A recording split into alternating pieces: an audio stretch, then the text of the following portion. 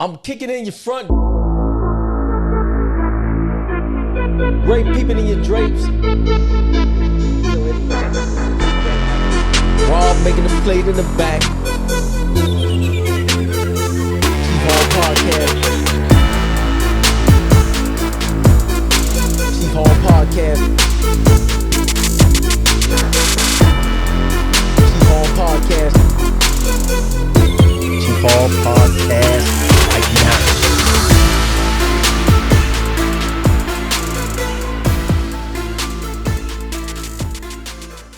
Here we are at Chief Hall Podcast with the holidays looming. And what better gift could we have than to have a special guest in the building? That's right. And we'll get to that. But, you know, Ray comes from a different side of everything because he's from New Orleans. But we don't hold that against him. But we have befriended him well enough, so he's with us. So he'll have a different perspective. Not just like Many years, last year. 30 years. 30 years we've been. More, yeah. But this guest, to give you an insight on this guest that we have today, we're band guys.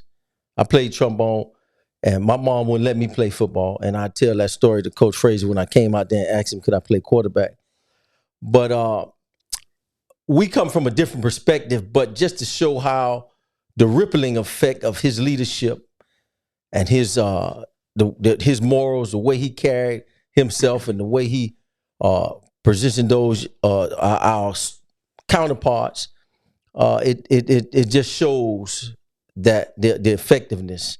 They always say you never know the effects of the ripples once you throw the rock in the water, because they are far-reaching. And we were under the direction of Mr. Neal, but we always was paying attention to this special guest. And without any further ado, we want to introduce Coach Frazier, Coach Walt Frazier, to our program. How you doing, Coach? I'm doing fine. And we're so glad that you're here. And we've been working on this for a while. And I got a special message from Miss Carmen Jackson. She was at the Classic, Okay. and her exact words was, "Tell Coach I love him." So I wanted to tell you that she was at our tailgate. I tailgate at the Classic, Okay. and she was there, her and her husband. Okay. And so she told me to tell you that. They told me some other stories. We'll talk about that later. We should have put legendary in front of it too. Yes, that's the title of the show. You remember that? Yeah. Legendary Chief is the title of the show. So, Coach Frazier, we'll get into it. I don't want to keep it too long, but we want to talk some football, of course, and we want to talk some of the early days because you connected with my mom as well. My mom was a student, was with Bobby Okay. and Mr. White.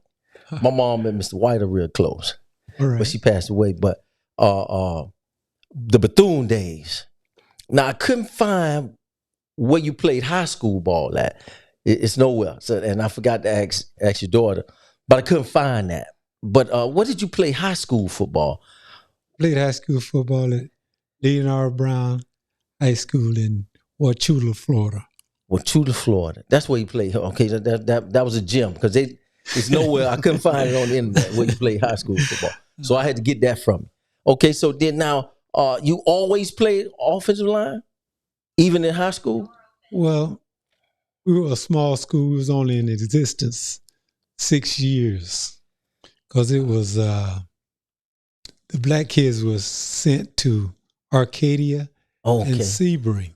And they built the high school 6 years in 1960. Oh. It was started going to the white high school in 67. Okay, so that's when they started. Right. All right. So when they was playing football and doing that, so offensive line always was something interesting to your offense. I say offense. Well, it was about 30 kids on our team, and I played basically 48 minutes. Oh, okay. You played offense and defense. Okay, back then. Yeah. Linebacker and center.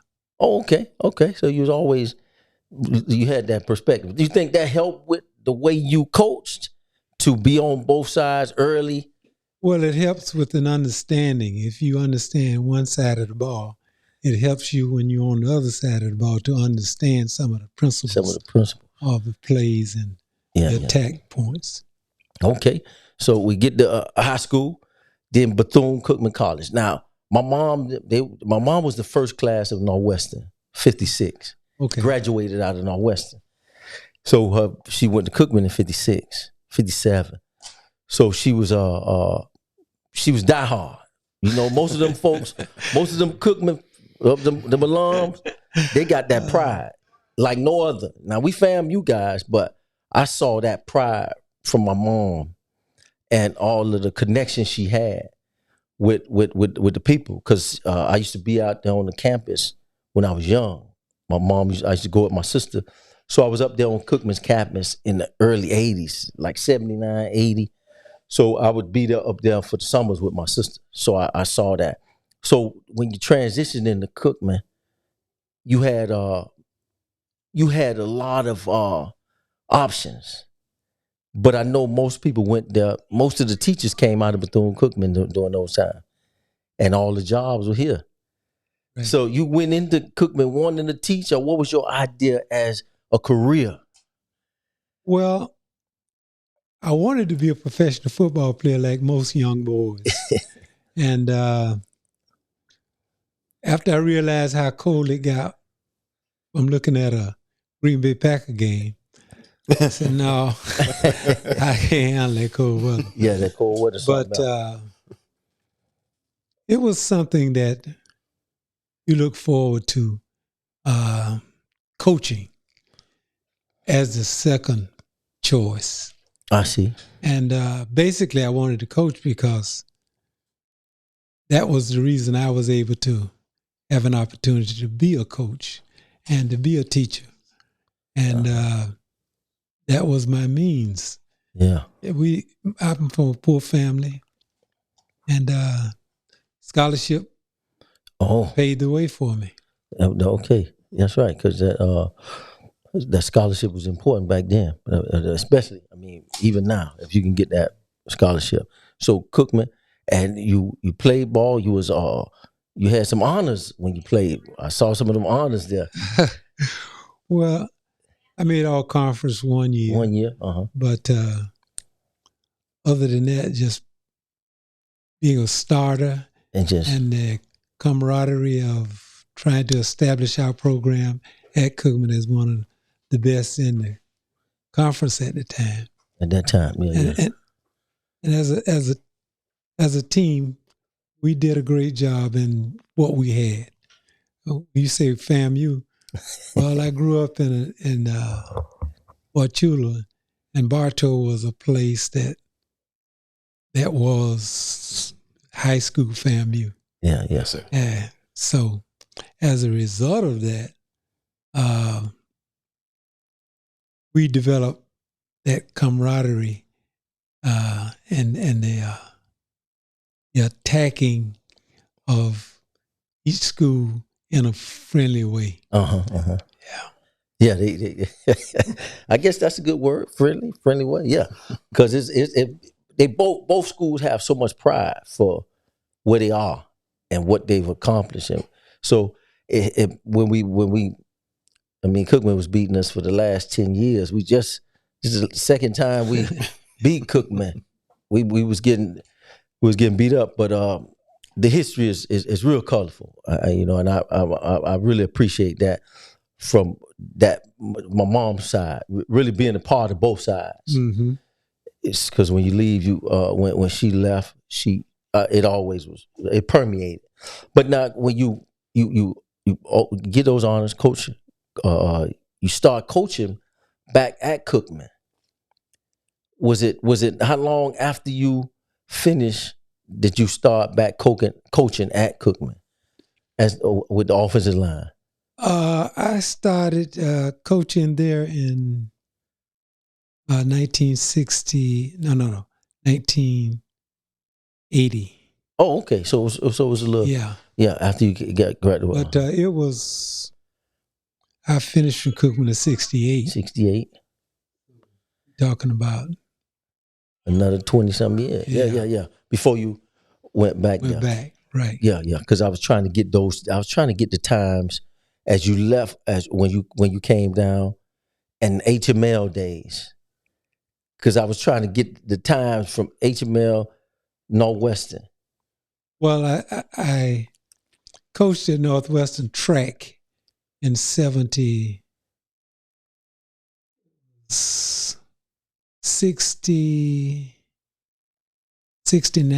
Okay. And I started coaching track at the high school in 73. Okay. Right.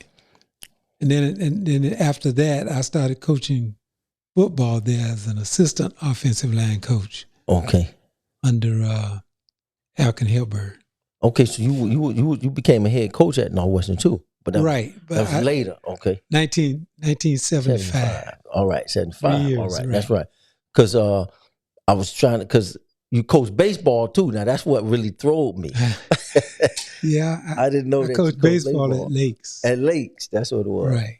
Yeah. At Lakes you coach baseball. So you got real you got, it's colorful, and that's what makes it so interesting when you really honed in and was football completely. Now we'll fast forward because I had a story that I wanted you to verify. Now you know it's a lot of when you were from the West, and I heard that Mr. White asked you to coach a spring game. Is this true so far? No. At Carol City? No. I had just gotten back from Cookman. Okay. And he was looking for a coach. He said, I'm having problems, and I need someone to help me. And we worked together at Northwestern. Mr. White, he was assistant principal there, and I was the head coach. So we had just gotten fired at Cookman. Okay. And I stopped by American in the recruiting process because I didn't know we had gotten fired. Oh, okay. My brother was the head coach that then. So principal there at American, the first game I played as a head coach, played against as a head coach. Oh. And we were 3-0 that year. And it got to a point where Mr. White came to me and said, I need you to come and help me. He said, bro, I need you to come and help me. I said, well, I'm through with the coaching thing as a head. Oh, Because okay. my wife has a 2-year-old and one on the way. And she takes care of her mother. So it was a tall task on her part. Yeah. So I said, well, I'll just spend time and help you out. She said, you're not going to enjoy that. I know you've been involved in sports all your life. So I told him, no, I'm not going to do it. My wife came to my little room and said, did you read the paper today? I said, no. I thought you said you weren't going to take a head job no more. I said, well, that's what I said. I mean it. She said, well, read today's paper. And it said, Walt Frazier takes the Carol City job. Ooh, on the front page. Yeah. So he told me, I tell you what, just take me through the spring. Okay. And that'll give me a chance to find a coach. So I said, okay, I'll take it for the spring only. And it worked out. And I found out that he said, I think we're on the right track. You got to give me a year now. I said, he started out with he knew what he with wanted. spring. It was going to end up a year. So it ended up being something that I 26 years later. 26 years. 26 I enjoyed years. it. And it was, the athlete made a difference. They worked, and it was a situation where they had played together. Most of them had played together. And we hit the ground running. it's a process to develop a team. It's not something that you instantly do, or you flip the switch and it automatically happens. Teams, you're talking about a lot of different thoughts, a lot of minds, a lot of different opinions. So you got to get them together, and they got to understand you, and you got to understand them. So as a result of that, we got off to a pretty good start, and it was primarily because a lot of the kids played together in the Optimus programs, and that made a big difference. That system was already, you've been working it from the time you started coaching, that you that whole concept, because Carol City was one of the toughest teams to go against. We knew that from the band, that our team they was tough. You're known for that weight room. Right. Well, we that was the strength of our program. I mean, that's the strength of football in general. It's for toughness. Yeah. And you gotta go through some situations that you're gonna be confronted with in a ball game. And we did the things that I thought was necessary for us to have a chance to be successful. But it takes time. So, and you're talking about making one team out of 80 players. And everyone has to join the team. I mean, you had to commit yourself to that. You had to believe in one another. You had to encourage one another. And you played for one another. That was the general purpose of it. But strength training was the difference. And I believed in competition. Everything we did, we competed. And it was to get to the weight room on time. You got there last, you did extra work. Yeah. So most of the time players would be running to the weight class. And as a result of that, we put up signs that motivated. The game is competition. And everything we did, we competed. So they always had that mindset. Yeah, we competed. So we go to the game, it wasn't anything unusual because we competed every day. Cornelius Bembury, he said that no game was as hard as practice in his career. That's why he played so well. Had been through the tough part.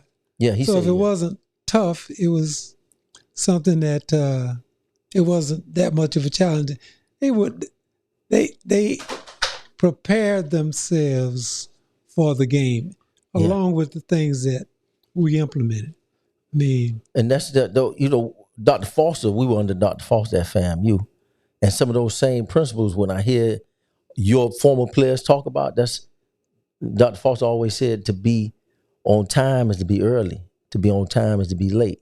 Mm-hmm. And you had those same philosophies, and he with time, and with giving everything you got at when you go at something, you give everything. Those things transcend, and I see with all your former players too. Well, Friday nights is not a shock to us. Every day we practiced was a game atmosphere. We played full speed. We practiced full speed. Everything, we lift weights, competing, everything. We competed. And that made it on our walls, we had Chief all the way from Papoose, Squaw, all the way around the room was Super Chief. You had to reach a certain strength level in order to reach those different categories. And we got to a point where it became something that was natural to compete. Second nature. Yeah, it was natural to compete. Most times when you get in a game atmosphere, you need to be comfortable. You don't need to be tense. You don't need to be fearful. They were totally confident as a result of competing was every day. Yeah, I see what you're saying. You know, every day was a game to us and what we did. We didn't do things just to be doing something. It was a principle in mind. We were trying to get somewhere. We were trying to get a mindset. We didn't believe that anyone was going to be able to compete with us because we felt like we were stronger. And that was the confident level that we carried into ball games. That was a daily routine. So that I'm kicking in your front. Great peeping in your drapes.